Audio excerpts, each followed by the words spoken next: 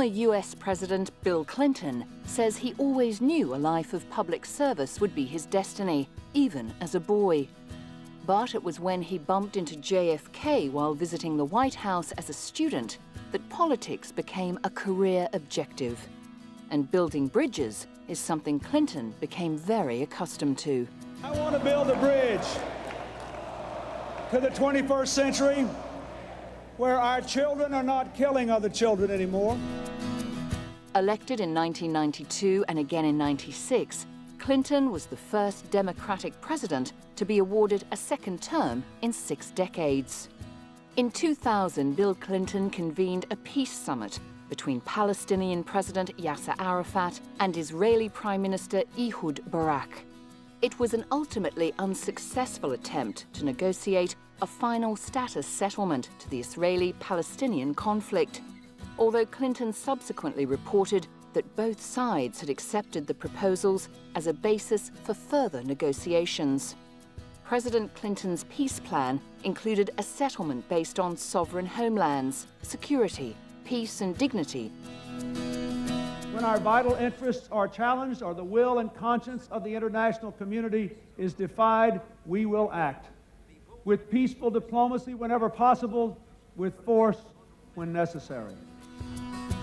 Clinton's efforts in the Dayton Agreement in 1995 saw the presidents of Bosnia, Croatia and Serbia reach an agreement to end the war in Bosnia, the worst conflict in Europe since World War II.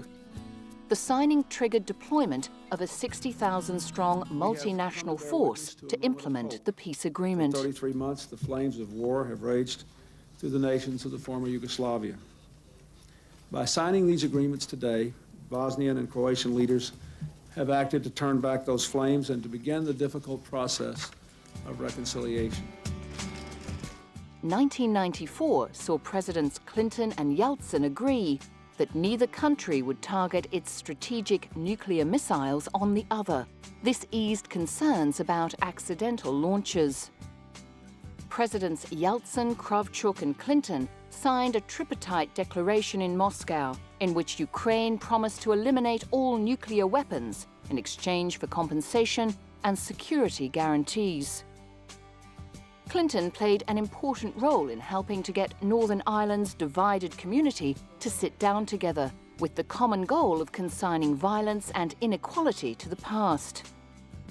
After famously shaking hands with Gerry Adams on Belfast's Falls Road, Clinton appeared to fire the imagination of many people in Northern Ireland, appearing both statesmanlike and non-partisan.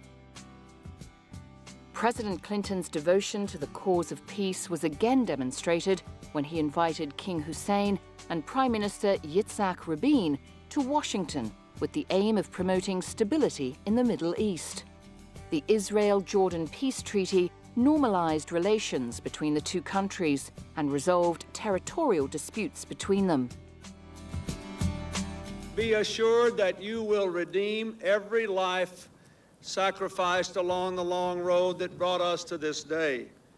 You will take the hatred out of hearts, and you will pass along to your children a peace for the generations.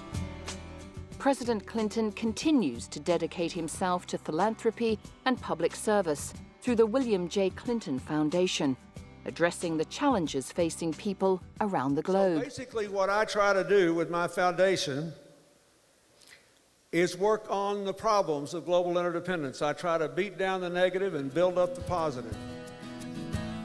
Clinton will always be tainted by impeachment and scandal, but his continued focus on fundraising, relief work and peacemaking may create a more admirable legacy.